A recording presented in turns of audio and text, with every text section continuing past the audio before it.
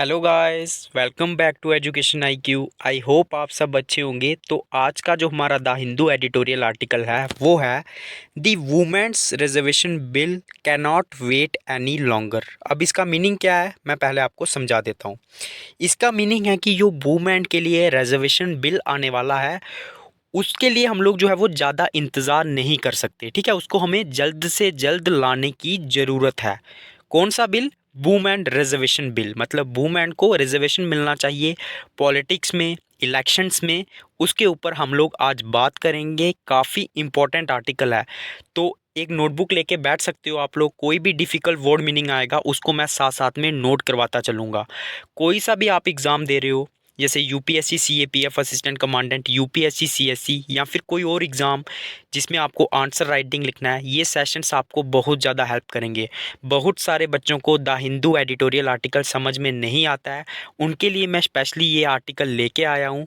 तो प्लीज़ यार सपोर्ट करो, चैनल को सब्सक्राइब कर दो, बेल आइकन को दबा दो, ताकि जब भी मैं नेक्स्ट वीडियो लेके आऊँगा आपको नोटिफिकेशन मिल जाएगा।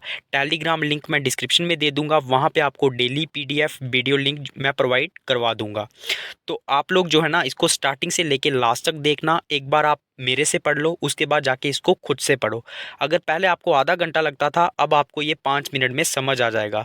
द हिंदू थोड़े से टफ वर्ड यूज़ करता है, तो इसीलिए मैं आपकी हेल्प करने आया हूँ। आपको बस क्या करना है, बदले में चैनल को लाइक कर देना और कमेंट कर देना। स्टार्ट करते हैं आज का the Hindu editorial article without any time waste. तो क्या लिखा हुआ है? Even though women have been breaking the glass ceiling of patriarchy in every sector, politics is the arena where women find it the most challenging to find space. Meaning क्या है मैं आपको समझाता हूँ। थो का मीनिंग होता है हालांकि। तो क्या है हालांकि? जो वुमेन्स है ना, have been breaking the glass ceiling of patriarchy. Patriarchy का मीनिंग क्या होता है?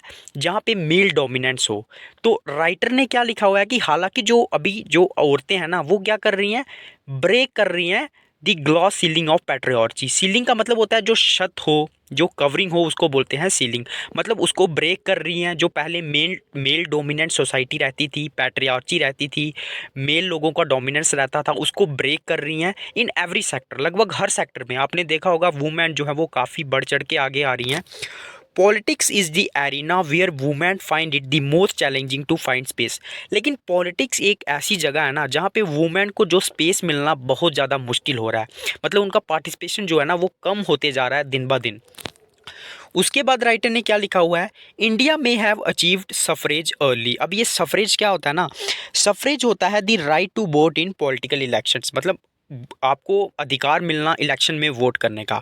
तो आगे राइटर ने लिखा हुआ है कि इंडिया ने may have achieved suffrage early. मतलब इंडिया को जो सफरेज था वो अर्ली मिल गया था हालांकि, but women still face significant barriers to political participation and do not have the right to govern.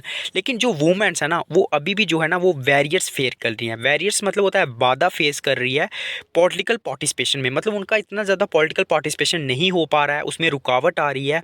और क्या लिखा हुआ है? And do not have the right to govern. और उनके पास जो है ना वो राइट टू गवर्न का भी अधिकार जो है वो नहीं है।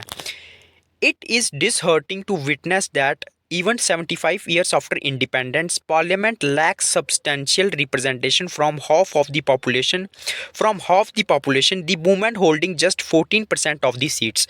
लगभग 75 साल हमें इंडिपेंडेंस के हो चुके हैं, लेकिन ये मतलब काफ़ी डिसहर्टनिंग है, मतलब काफ़ी कष्ट पहुंचाने वाला है कि पार्लियामेंट में जो सब्सटेंशियल रिप्रेजेंटेशन होनी चाहिए। सब्सटेंशियल का मतलब क्या होता है? जो मतलब बड़ी रिप्रेजेंटेशन, जहाँ जो मेन रिप्रेजेंटेशन होनी चाहिए ना वो क्या है, कम है, बहुत कम है। From half of the population, लगभग हाफ पॉपुलेशन जो है ना, मतलब उससे अगर हम लोग तुलना करेंगे with women holding just 14% of the seats. Women के पास जो औरतों के बाद जो सीट्स है ना वो सिर्फ 14% है, मतलब काफ़ी कम है। It is time to acknowledge the systematic exclusion of women from politics and demand action to create a more equitable political landscape. Landscape मतलब क्या होता है? किसी चीज़ का इलाका, या फिर मतलब समझ लो ना कोई एरिया, उसको बोलते हैं लैंडस्केप।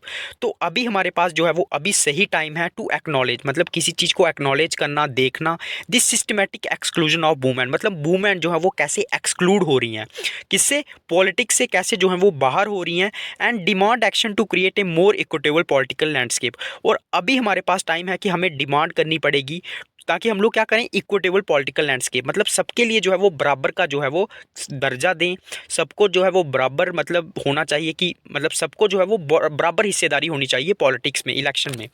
अब क्या है, ए regression after a promising start. Regression का मतलब क्या है, ए रिटर्न टू ए फॉर्मर और लेस डेवलप्ड स्टेट, मतलब वापस जो है वो दुर्गति की तरफ चले जाना, मतलब अनडेवलप्ड सिचुएशन में चले जाना, मतलब पहले आपने डेवलपमेंट की और फिर आप रिग्रेशन में चले गए, उसको बोलते हैं regression after a promising start, मतलब अच्छे स्टार्ट के बाद हम लोग दोबारा जो है वो उसी तरफ जो है वो जा रहे हैं। Women played a crucial role in India's fight for independence by organizing demonstrations, leading rallies and raising awareness। जो वुमेन जो है ना, उन्होंने क्रूशियल रोल प्ले किया है इंडियन इंडिपेंडेंस के लिए। उन्होंने डेमोन्स्ट्रेशंस दी हैं। डेमोन्स्ट्रेशन मतलब क्या होता है, प्रदर्शन करना। उसके बाद उन्होंने जो रैलीज होती हैं उनमें लीड किया है। उसके बाद उन्होंने अवेयरनेस को मतलब लोगों के बीच में स्प्रेड किया है। There were numerous female representatives in the constitution assembly as well. Numerous का मतलब क्या होता है, मतलब अच्छी मात्रा होना किसी चीज़ की। तो हमारी जो कॉन्स्टिट्यूशन असेंबली थी, जिन्होंने संविधान को जो है वो लिखा था, तो उसमें भी जो वुमेन की रिप्रेजेंटेशन थी ना, वो बहुत ज़्यादा थी, मतलब न्यूमरस थी। Just a decade ago, three of India's largest states, West Bengal, Tamil Nadu, Uttar Pradesh, were in the spotlight for being led by women chief minister। लगभग अगर हम लोग डेकेड मतलब एक डेकेड या फिर 2-3 डेकेड पहले की बात करें ना, तो जो वुमेन थी वेस्ट बंगाल की, तमिलनाडु की, उत्तर प्रदेश की, वो स्पॉटलाइट में थी। स्पॉटलाइट मतलब उनको जो है वो मतलब उनको जो है वो उन पे खास फोकस था, क्योंकि वो लेड कर रही थी, as a chief minister of state थी। ठीक है, मतलब इन स्टेटों की जो चीफ मिनिस्टर थी वो वुमेन थी। उसके बाद while Sushma Swaraj led the opposition in the Lok Sabha, Sonia Gandhi served as both president of the Congress party and chairperson of the UPA. UPA आपको पता है, कांग्रेस। तो क्या है, जो सुषमा स्वराज थी वो लोकसभा में जो है वो अपोजिशन थी, अपोजिशन की मेन लीडर थी। और जो सोनिया गांधी थी ना, वो एज ए प्रेसिडेंट भी सर्व कर रही थी इंडियन नेशनल कांग्रेस का, और चेयरपर्सन भी थी यूपीए की। उसके बाद also India had it's first women president Pratibha Patil around the same time. और इंडिया के पास अपना फर्स्ट वुमेन प्रेसिडेंट भी थी, उनका नाम था प्रतिभा पाटिल। तो मतलब अगर हम लोग 2-3 डेकेड पहले की बात करें तो काफ़ी जो है वो मतलब प्रोग्रेस हो रहा था, वुमेन को आगे आने का मौका मिल रहा था। Despite the presence of influential women in Indian politics, we have regressed since in 1980s and patriarchal backlash has resulted in the status of women in India being far from ideal. तो हालांकि despite the present of influential women in Indian politics, मतलब Indian politics में काफ़ी बड़ी बड़ी जो है वो इन्फ्लुएंशियल वुमेन रही हैं स्टार्टिंग से ही। We have regress since in 1980, लेकिन 1980 के बाद हम लोग जो है ना दोबारा जो है वो मतलब जैसे पहली सिचुएशन सी दोबारा वैसी ही होने लगी, और वुमेन की जो रिप्रेजेंटेशन सी वो धीरे धीरे कम होने लगी, मतलब हम लोग रिग्रेस होने लगे प्रोग्रेस के बजाय। एंड द पैट्रियार्चल बैकलैश, अब ये पैट्रियार्चल मैंने आपको पहले ही बता दिया। पैट्रियार्चल का मतलब होता है जहाँ पे वुमेन डोमिनेंस हो, उसको बोलते हैं पैट्रियार्चल। और ये जो पैट्रियार्चल ब्लैकलैश हुआ ना, ब्लैकलैश मतलब क्या होता है, a strong negative reaction to something, मतलब किसी चीज़ को जो है वो एक स्ट्रॉन्ग रिएक्शन देना। तो ये जो पैट्रियार्चल डोमिनेंस स्टार्ट हो गया ना, उससे क्या हुआ, has resulted in the status of women in India being far from ideal, मतलब पहले जो आइडियल मानी जाती थी ना, वो धीरे धीरे जो है वो फॉर फ्रॉम आइडियल होने लगी, मतलब उनको आइडियल मानना कम होने लगा। Hence it will not be wrong to infer that the issue of political representation of women is greater case as opposed to having token representation। अब ये टोकन रिप्रेजेंटेशन क्या होती है, इसका मीनिंग मैं आपको समझा देता हूँ।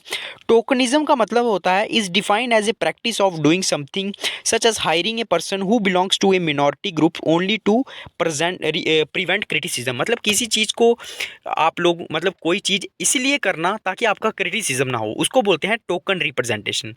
तो क्या लिखा हुआ है, hence it will be wrong to not wrong to infer, मतलब ये कहना गलत नहीं होगा। इन्फर का मतलब होता है किसी चीज़ को कहना या तर्क देना।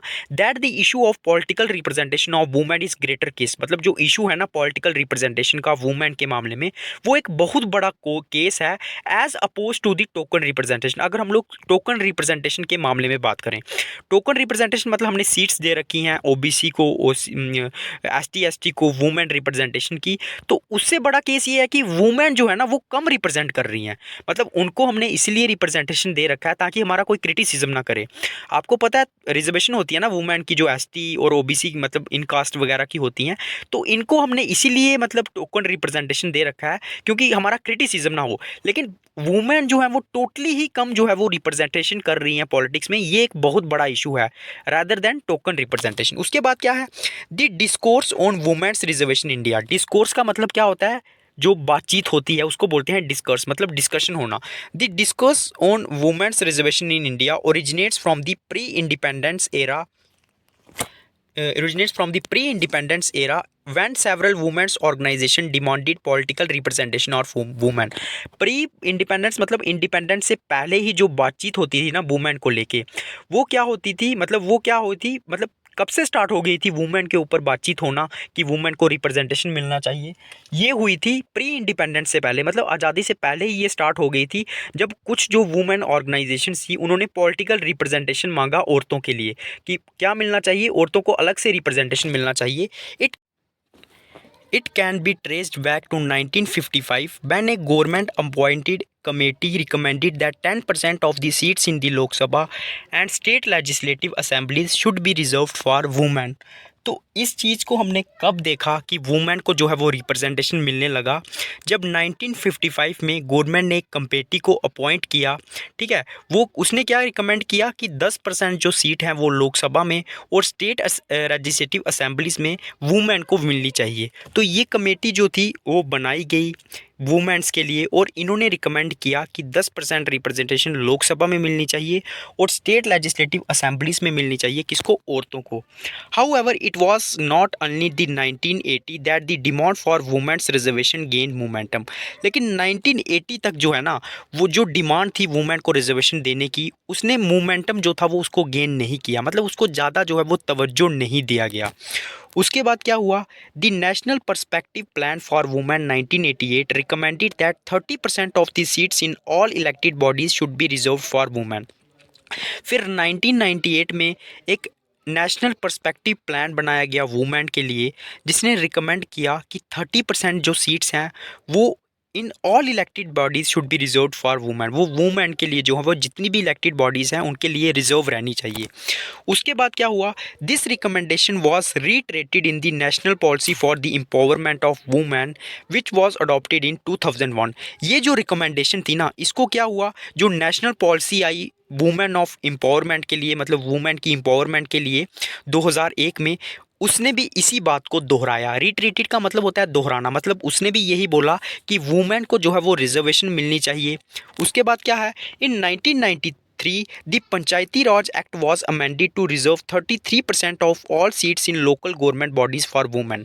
1993 में जो पंचायती राज एक्ट था उसको अमेंड किया गया ताकि जो 33% जो सीट्स हैं ना, जितनी भी जो लोकल गवर्नमेंट हैं वो रिजर्व्ड रहे वुमेन के लिए, which was a significant step towards women political empowerment. मतलब जो एक अच्छा स्टेप था वुमेन को एम्पावर करने के लिए। This success of this reservation led to demands for similar reservations in other elected bodies. जब इनको रिजर्वेशन दिया गया ना, तो इसकी जो सक्सेस थी ना उसके कारण क्या हुआ, सिमिलर डिमांड्स आने लगी कि अदर जो इलेक्टेड बॉडीज़ हैं वहाँ पे भी रिजर्वेशन मिलना चाहिए वुमेन्स को। उसके बाद क्या हुआ, in 1996 the women's reservation bill was introduced in the Lok Sabha. तो 1996 में क्या हुआ, जो वुमेन रिजर्वेशन बिल है वो लोकसभा में इंट्रोड्यूस हुआ। The bill propose reserved 1/3 of seats in the Lok Sabha and state legislative assemblies for women. इस बिल में क्या लिखा हुआ था, इसने क्या प्रपोज किया कि जो 1/3 ऑफ सीट्स है ना लोकसभा में और स्टेट लेजिस्लेटिव असेंबली में वो रिजर्व होनी चाहिए वुमेन के लिए। However facing strong opposition from this some political parties it lapsed but gain some momentum. लेकिन इसके बाद क्या हुआ, बहुत सारा क्रिटिसिज्म फेस किया, अपोजिशन पार्टीज ने काफ़ी ज़्यादा क्रिटिसाइज़ किया, तो ये जो बिल था ना उसको लैप्स कर दिया, मतलब ये बिल था उसको हटा दिया गया। But gain more momentum in the early 2000। लेकिन इसको फिर से मोमेंटम मिला लगभग 2000 के आसपास में, इसको दोबारा से जो है वो मोमेंटम मिला। On March 9, 2010 the bill was approved in the Rajya Sabha Sonia Gandhi, Sushma Swaraj, and Brinda Karat of CPI posed for photographs outside the parliament, smiling and holding hands, indicating that this was a fight much bigger than individual political affiliations. Affiliations का मतलब होता है relation, दोनों के बीच में relation क्या होना। तो क्या हुआ, 2010 में इस बिल को अप्रूव कर दिया गया राज्यसभा में, और जो सोनिया गांधी थी, सुषमा स्वराज थी, वृंदा कारट थी, उन्होंने एक साथ फोटोग्राफ्स खिंचवाई पार्लियामेंट के बाहर। और इससे क्या इंडिकेट मिला, मतलब वो स्माइलिंग कर रही थी कि जो हमारी जो फाइट है ना वो बहुत ज़्यादा है इंडिविजुअल पॉलिटिकल एफिलिएशन से, मतलब हमारी जो फाइट है वो अलग है, और हमारे जो मतलब वुमेन के लिए जो खड़ा होना है वहाँ पे हम लोग जो है वो एक साथ हैं। अब क्या है, अब लोग वर्ल्ड वाइड इन एग्जाम्पल की बात करेंगे जहाँ पे वुमेन्स को जो है वो मतलब रिजर्वेशन मिला हुआ है। Around the world women leaders are outperforming their male counterparts. मतलब अगर पूरे वर्ल्ड में बात करें ना तो जो फीमेल जो लीडर है ना, जो वुमेन लीडर हैं, वो आउट परफॉर्म कर रहे हैं। आउट परफॉर्म मतलब वो डोमिनेट कर रहे हैं, मतलब जो मेल मेंबर है उससे ज़्यादा अच्छा परफॉर्म कर रहे हैं। उनके जो काउंटर पार्ट है, काउंटर पार्ट मतलब जो उनका अपोजिशन है, मेल मेंबर है, उससे अच्छा परफॉर्म कर रही हैं वुमेन्स। दी स्कैंडिनेवियन कंट्रीज़, अब ये स्कैंडिनेवियन कंट्रीज़ कौन सी हैं, जैसे स्वीडन हो गया, नॉर्वे हो गया, 5-6 कंट्रीज़ हैं ये। इनके नाम आप मुझे कमेंट बॉक्स में लिख के बताओगे। फटाफट गूगल पे सर्च करो कि स्कैंडिनेवियन कंट्रीज़ कौन सी हैं, आपको मिल जाएगा। 2 कंट्रीज़ के मैंने नाम बता दिए हैं, एक तो नॉर्वे है, दूसरा स्वीडन है। बाकी कंट्रीज़ जो हैं उनके नाम मुझे आप कमेंट बॉक्स में बताओगे। इतना काम आपको खुद से करना पड़ेगा। तो क्या हुआ, जो स्कैंडिनेवियन कंट्रीज़ हैं have implemented policies and governance structures that support gender equality and women's empowerment, which includes women's representation in political and leadership positions। तो जो स्कैंडिनेवियन कंट्रीज़ हैं, स्वीडन, नॉर्वे वगैरह, उन्होंने क्या किया, ऐसी पॉलिसीज़ बनाई हुई हैं और ऐसे गवर्नेंस स्ट्रक्चर बनाए हुए हैं जो सपोर्ट करते हैं जेंडर इक्वालिटी को, मतलब मेल और फीमेल को बराबर का दर्जा देते हैं और वुमेन एम्पावरमेंट की बात करते हैं। Which includes women's representation in political and leadership position, जिसमें क्या इंक्लूड है, वुमेन की रिप्रेजेंटेशन बोथ पॉलिटिकल में और लीडरशिप पोजीशंस में। उसके बाद क्या है, moreover countries led by women have shown to have some of the best policies and governance practices. मतलब और क्या हुआ है कि बहुत सारी ऐसी कंट्रीज़ हैं जहां वुमेन ने जो है वो बेस्ट पॉलिसीज़ लेके आई हैं, बेस्ट गवर्नेंस किया हुआ है। The deep scars in Rwanda is central African nation from the genocide और being healed predominantly in leadership that comprises women. तो क्या हुआ था, जो नरसंहार हुआ था, जो जेनोसाइड हुआ था, मतलब लोगों को पूछ के ये कंट्री बनी थी रवांडा, ये सेंट्रल अफ्रीकन नेशन है। इसने क्या किया था, आर बीइंग हील्ड, हील्ड का मतलब होता है अच्छा होना या फिर किसी को सहारा मिलना, अच्छे से प्रोग्रेस करना, किसी को मतलब किसी को अच्छा फील करवाना। तो इसको फील किसने करवाया था, प्रीडोमिनेंटली लीडरशिप जो थी इसमें वुमेन की थी, मतलब वुमेन ने लीडरशिप की और कंट्री जो है वो थोड़ी सी हील हुई, थोड़ी सी अच्छी हुई। This has also resulted in की सोशल रिफॉर्म, मतलब इससे जो है वो बहुत सारे जो है वो सोशल रिफॉर्म आए, सोशल चेंजेस आई। उसके बाद Norway implemented a quota system in 2003 that required 40% of the seats on the corporate boards to be occupied by women. तो 2003 में जो नॉर्वे कंट्री है ना, उसने एक पॉलिसी लेके आई थी जिसके अकॉर्डिंग 40% जो सीट्स है ना कॉर्पोरेट बोर्ड्स में, उनको कौन ऑक्युपाई करेगा, वुमेन ऑक्युपाई करेगी। Now it is time for the women in India the mother of democracy to lead the nation. अभी इंडिया में वुमेन का टाइम है कि मतलब अभी सही टाइम है कि जो इंडिया में भी जो है ना वो वुमेन को लीड करना चाहिए, the mother of democracy to lead the nation. उसके बाद क्या है, इन नेता इन अमृतकाल। अब ये अमृतकाल किसको बोला जाता है, जिसमें लोगों की भलाई के लिए, लोगों के फ्यूचर के लिए जो है वो काम किया जाए, उसको बोला जाता है अमृतकाल। तो अब नेता जो है अमृतकाल में कैसा होना चाहिए, इस पे क्वेश्चन मार्क डाला हुआ है, हम लोग पढ़ेंगे। बाबा Saheb Ambedkar was one of the opinion that the progress of community can be measured by the degree of progress which women have reached. तो बाबा साहब अम्बेडकर ने बोला था कि किसी भी कंट्री की प्रोग्रेस को अगर हमें मापना है तो उसके लिए हमें ये मापना पड़ेगा कि उस कंट्रीज की वुमेन कितना प्रोग्रेस कर रही है। But we are still far away from the benchmark. लेकिन अभी भी जो हमारा ये बेंचमार्क है ना, मतलब जो हमने टारगेट सेट किया है, इससे हमें अभी भी अगर हम लोग देखेंगे तो हम बहुत ज़्यादा दूर हैं। Equality cannot wait any longer and the time for change is now. Equality जो है वो और इंतज़ार नहीं कर सकती, अभी जो टाइम है वो सही टाइम है, अभी चेंज होना चाहिए। Women have been waiting for too long for their right to govern. Women जो औरतें हैं वो काफ़ी समय से इंतज़ार कर रही हैं कि कब वो जो हैं वो गवर्न करेंगी, रूल करेंगी, not just for themself but for the greater common good. सिर्फ अपने आप के लिए नहीं बल्कि सबके लिए। Women's leadership qualities are not hidden for from anyone, so the denial of opportunity for political representation represents grave injustice. तो वुमेन की जो लीडरशिप क्वालिटीज़ है ना वो किसी से भी नहीं छिपी हैं, हम सबको पता है वो कि वुमेन जो है वो अच्छे से लीड कर सकती हैं। So the denial of opportunity for political representation represents grave justice. तो अगर हम लोग डिनाई करते हैं, उनको अपॉर्चुनिटी प्रोवाइड नहीं करेंगे, तो ये क्या रिप्रेजेंट करता है? Grave injustice. मतलब ग्रेव का मतलब होता है गंभीर इनजस्टिस हो रहा है उनके साथ। उसके बाद क्या है? In nation that struggles to provide basic health care and education necessary for the dignified life of citizen must now let women take charge of the task of transforming India. तो ऐसा nation that still struggles to provide basic health care and education, जो मतलब struggle कर रहा है basic health education provide करने में, necessary for the dignified life of citizen, जो काफ़ी ज़्यादा नेसेसरी है अगर लोगों को डिग्निफाइड मतलब एक अच्छी लाइफ जीनी है, must now let women take charge of the task of transforming India. अभी उनको क्या करना चाहिए? वुमेन को टास्क देना चाहिए कि आप लोग ट्रांसफॉर्म करो इंडिया को, मतलब चेंज करो।